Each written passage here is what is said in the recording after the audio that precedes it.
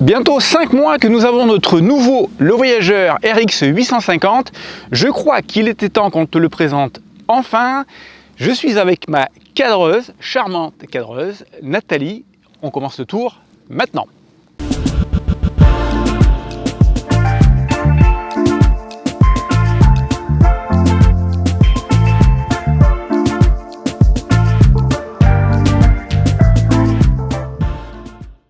Salut à toi amateur ou passionné de maisons sur roues, bienvenue dans ce nouvel épisode.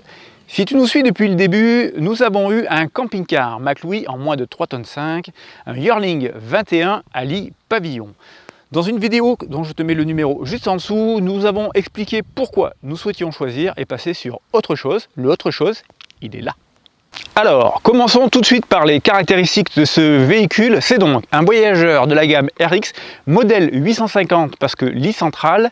C'est un véhicule de 2011.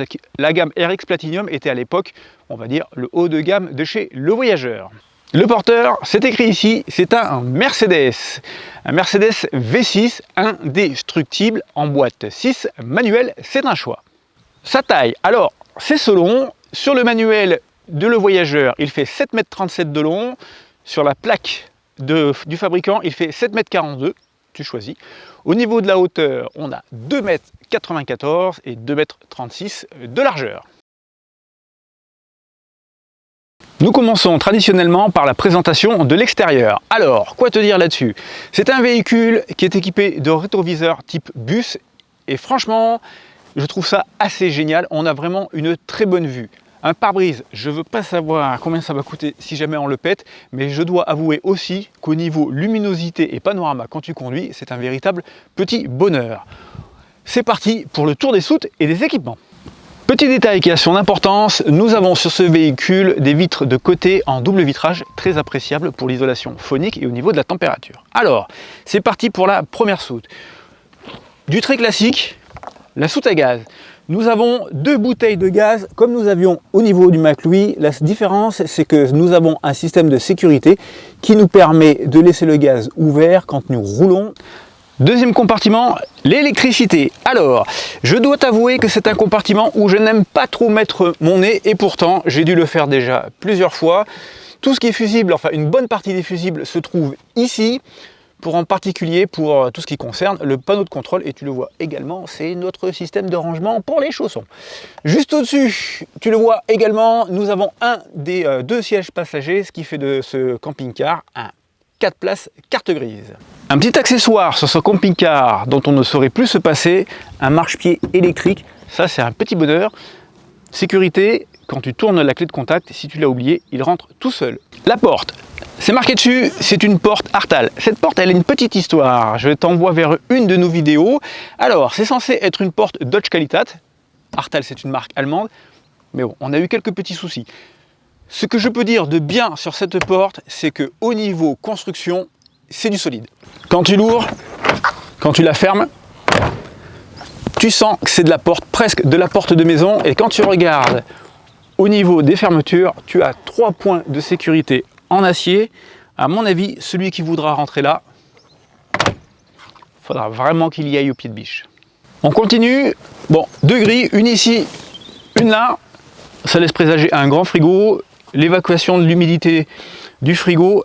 Et un truc qu'on trouve génial sur ce camping-car, on a des compartiments en bas de caisse. Alors ce n'est pas un châssis Arco, c'est un châssis Mercedes, il n'est donc pas double plancher, mais nous avons quand même deux compartiments bas de caisse. Le premier est ici. Et bien entendu, eh bien, nous l'avons utilisé.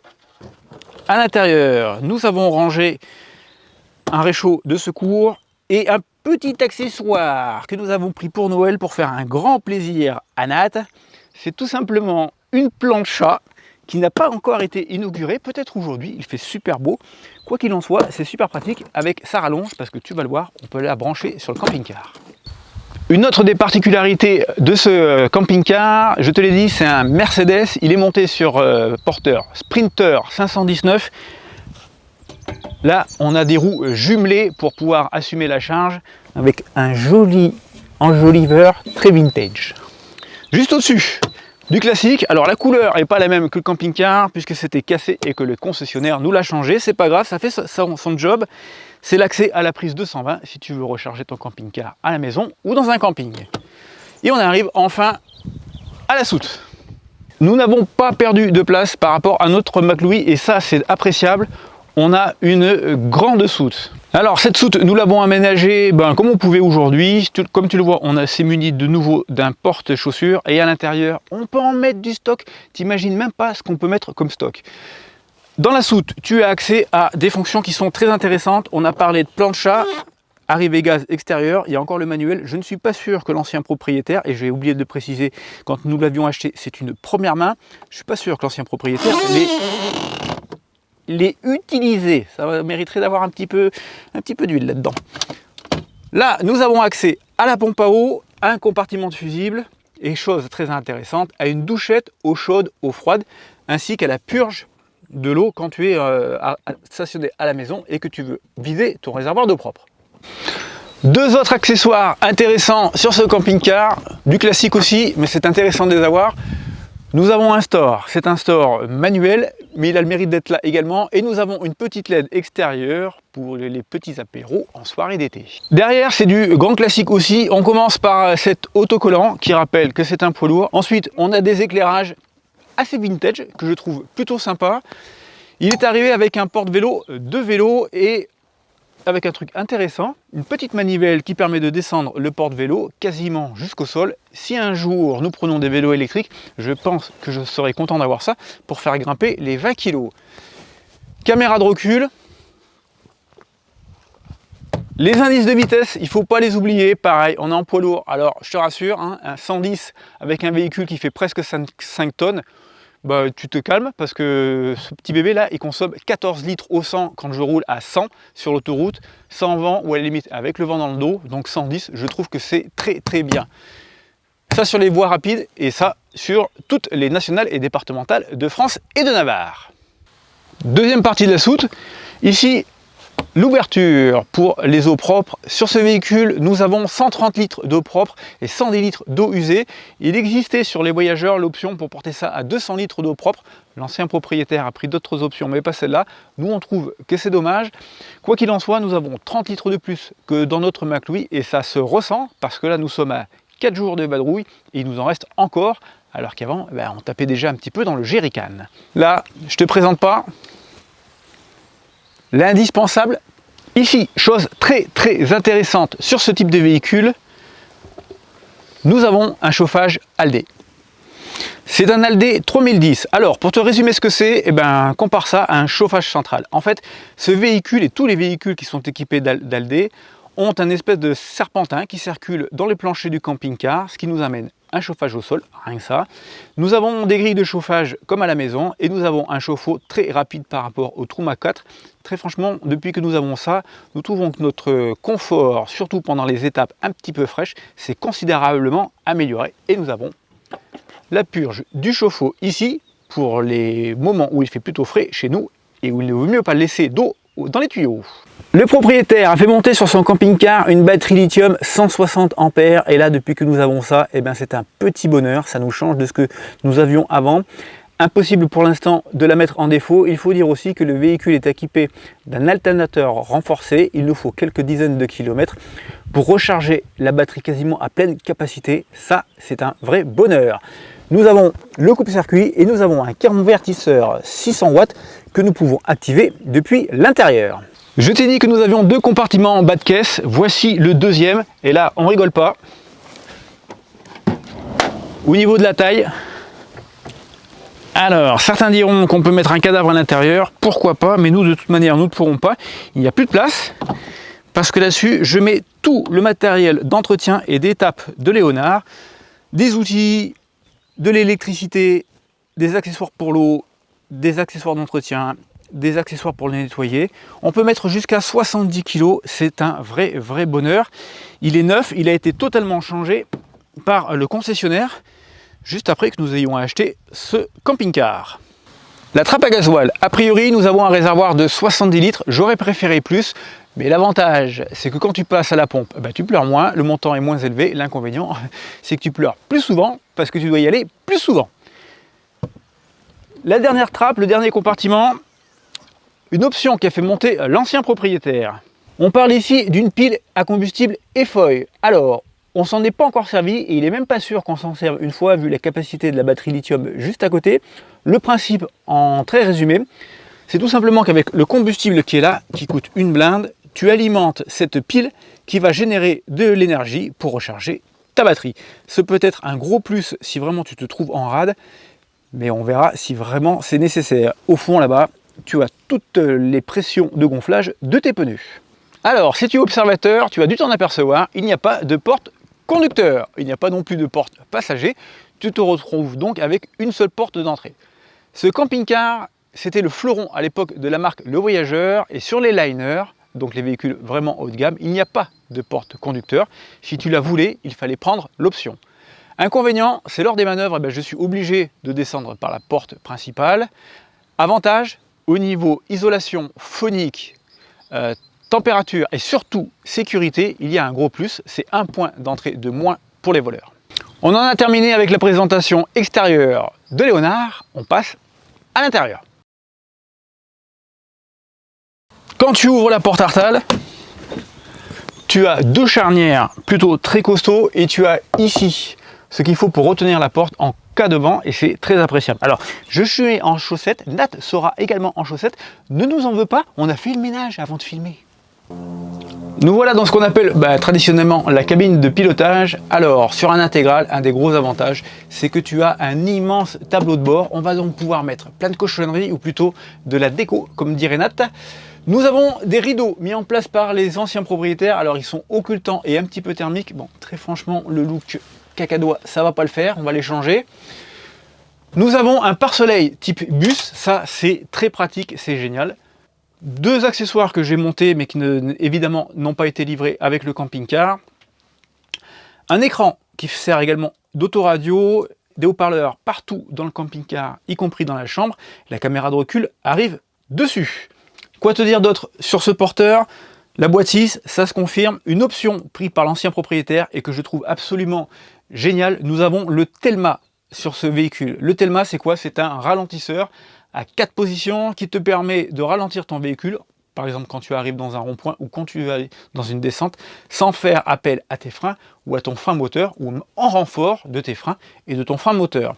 Nous avons également, là tu ne le vois pas, un bouton qui me permet d'activer un chauffage complémentaire que je peux mettre en roulant et qui chauffe l'ensemble du camping-car avec le circuit de refroidissement du moteur. C'est absolument génial. En hiver, ça chauffe super vite. Bien entendu, les deux fauteuils se retournent pour passer en mode étape. Et pour la nuit, nous avons un occultant génial, Maestro. Tu l'as vu, un volet roulant de marque Somfy. Ils se sont pas foutus de nous. Bien évidemment, nous avons des occultants sur le côté, plutôt de qualité, torse-plissés à manipuler avec soin, mais qui sont parfaitement occultants. Et là, je crois qu'on en a terminé sur la partie cabine. Tu le sais sûrement si tu t'intéresses au camping-car, les intégraux la plupart du temps arrivent avec un lit pavillon. Sur cette gamme, à cette époque, le lit pavillon était une option. Tu pouvais choisir de faire livrer ton véhicule sans lit pavillon et du coup, avec toute une batterie de placards, nous ne sommes que deux, pas d'enfants, pas de petits-enfants, nous n'avions donc pas besoin de lit pavillon. L'avantage, bien entendu, c'est de libérer de l'espace en hauteur. Quand je suis debout, je ne cogne pas.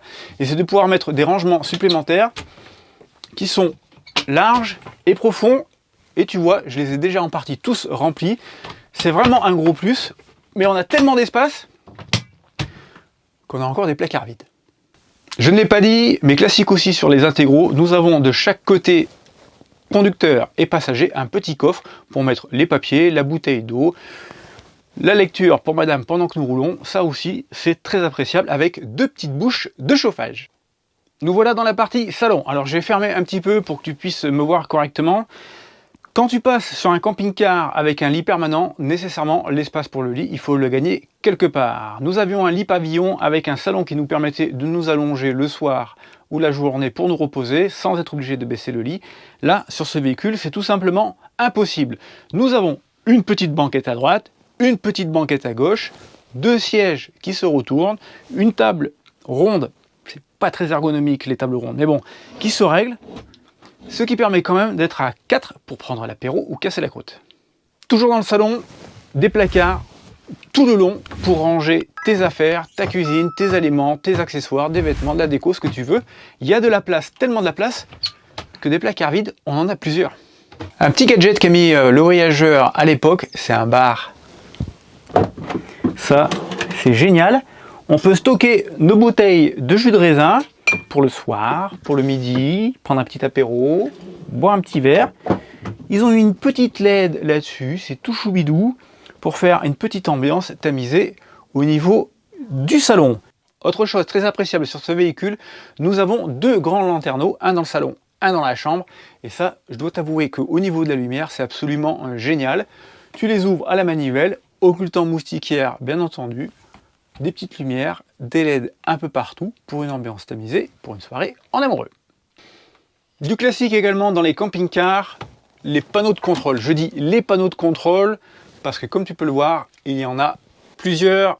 Allez, on fait le tour. Le but, c'est pas de te donner un mode d'emploi pour ce véhicule. Nous avons ici la télécommande pour le store Somfy, l'écran pour contrôler le niveau de la batterie lithium, l'interrupteur pour passer d'une bouteille de gaz à l'autre, l'écran pour pouvoir régler ton chauffage et ton eau chaude. La température se règle au degré près, c'est un vrai petit bonheur. L'écran de contrôle de base où tu peux regarder tes niveaux d'eau propre, tes niveaux d'eau sale, tes niveaux de batterie, régler l'heure et la date du grand classique. Sur le côté, activer toute la partie télévision. Alors, je vais te montrer où elle est cachée, cette télévision, c'est bien aussi. Il y a sur le toit, j'en ai pas parlé, une antenne parabolique, un démodulateur. Très franchement, nous ne l'avons jamais utilisé non plus et il est peu probable que nous l'utilisions. Un voyant qui te rappelle que ta petite LED à l'extérieur est allumée. Le bouton qui te permet d'activer ton convertisseur, je t'en ai parlé, ça se fait depuis l'intérieur, et bien c'est ici, et le convertisseur est absolument nécessaire si tu veux activer ton volet roulant. En dessous, de quoi régler une soufflerie, enfin on va dire plutôt une évacuation des chaleurs de ton frigo quand tu te retrouves en zone chaude.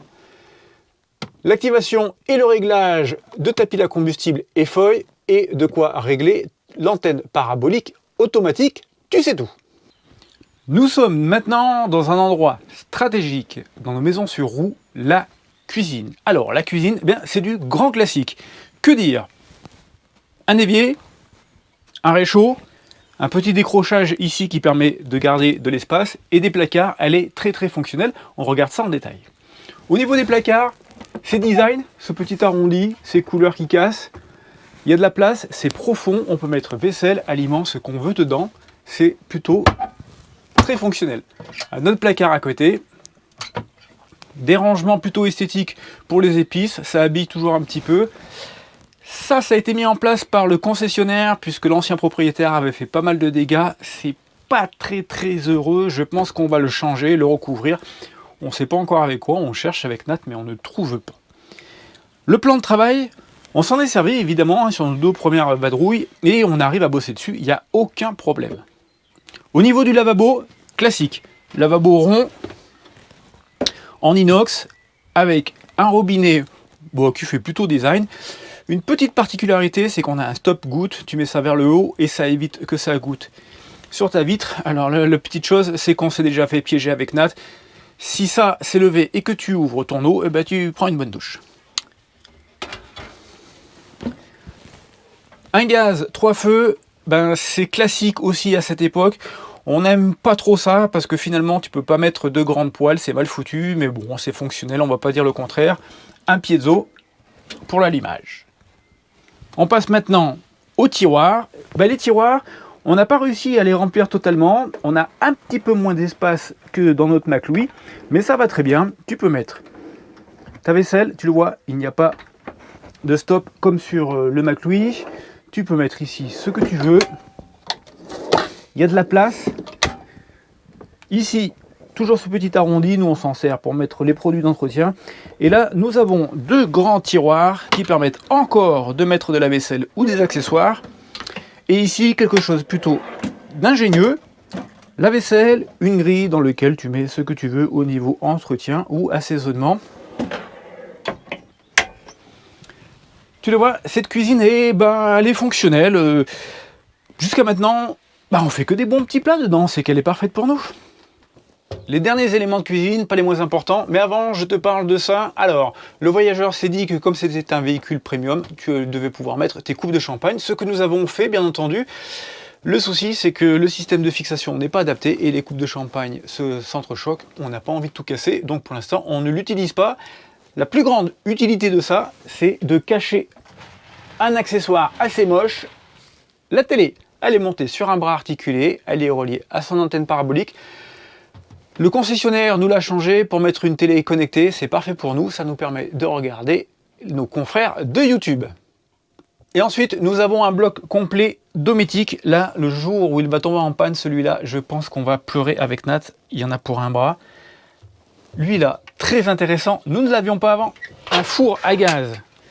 Je pense qu'ils ne l'ont jamais utilisé. Il est neuf, il brille. On ne maîtrise pas encore la préchauffe et la cuisson, mais on a déjà fait quand même quelques pizzas et quelques petits gâteaux. Et très franchement, c'est plutôt sympa. Pour le reste, c'est du classique. Une partie fraiseur. Rempli de glace cet été, c'est certain. Partie frigo, suffisamment grand pour nous deux, c'est parfait. Bien entendu, il est trimix, il fonctionne au gaz, au 12 volts et au 220 volts. Je crois que pour la partie cuisine, c'est terminé. On va donc pouvoir passer à ce qui se trouve derrière moi, derrière cette magnifique porte jaune. Franchement, quand on a choisi le voyageur, je voulais cette porte jaune, je suis très content, j'ai ma porte jaune. Derrière, c'est salle de bain, WC et chambre. Un compromis à faire au niveau de la taille d'un camping-car, c'est souvent aussi au niveau de la salle de bain. Sur les véhicules les plus grands, la salle de bain WC et la douche sont séparées de la chambre. Ce n'est pas le cas de celui-ci, mais c'est pas grave, ça nous convient parfaitement. C'est très très bien agencé. Du grand classique dans la salle de bain, un WC, petite particularité d'un véhicule luxe, il est en céramique. Très franchement, quand on est assis dessus, on ne voit pas de différence, mais voilà. Un lavabo plutôt esthétique, simple et fonctionnel, un grand miroir avec ses petites LED, des rangements, quelque chose qui a été changé par le concessionnaire, un turbo-vent, ça c'est absolument génial. C'est quelque chose qui te permet d'extraire l'air de l'intérieur quand il y fait très chaud ou de souffler l'air de l'extérieur. Ça permet également d'enlever de l'humidité quand il y en a trop ou pourquoi pas des mauvaises odeurs. Regarde ça, tu mets en route.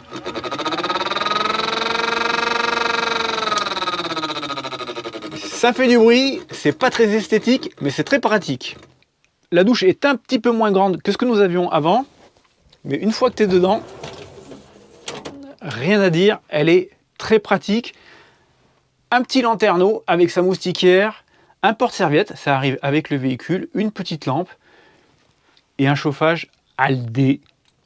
Au grand bonheur de Nat, prendre une douche là est devenu quelque chose d'absolument génial. Tu le vois sur la vidéo, il y a deux sols différents, un lino dans la cuisine et le salon, un tapis dans la chambre, tout simplement parce que le voyageur fournit un tapis pour l'ensemble du véhicule pour le mode hiver.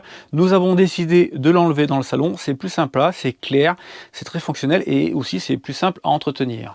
Le lit, franchement, de super qualité, même si ce véhicule a pas mal d'années, il est très confortable, on l'a doublé d'un petit surmatelas. De mémoire, je crois 190 de long par 140 de large ou 150, je corrigerai si nécessaire. On y dort vraiment très très bien. Il n'est pas réglable en hauteur.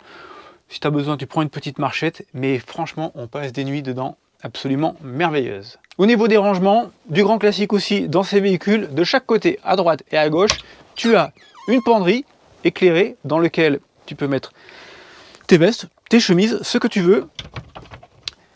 Des placards au-dessus, où chacun peut ranger ses affaires. Juste au-dessus de moi, deux autres placards, plus petits, mais très fonctionnels. Et là aussi, quand tu ouvres, tu sens bien que c'est de la qualité et que les charnières sont costauds. Je t'en ai parlé tout à l'heure, l'autoradio arrive jusque derrière, donc tu peux mettre le son de l'autoradio ou de la télé, puisque la télé est Bluetooth, dans la chambre. Des petites lumières, bon là tu les verras pas, des liseuses. Pas. Quoi dire de plus? Ah oui, une petite chose à dire de plus. Le lit, position 1.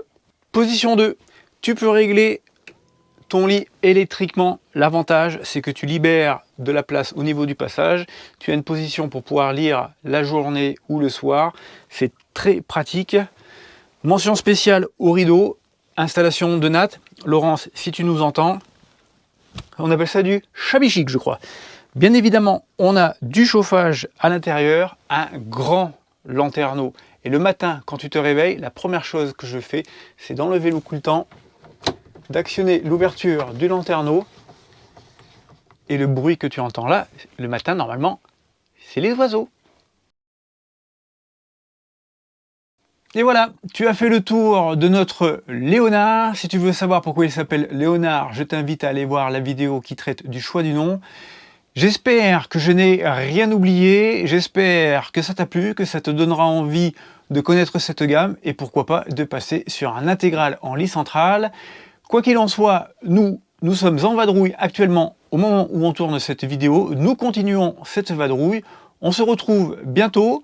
Prends soin de toi et puis Salut à salut à tous.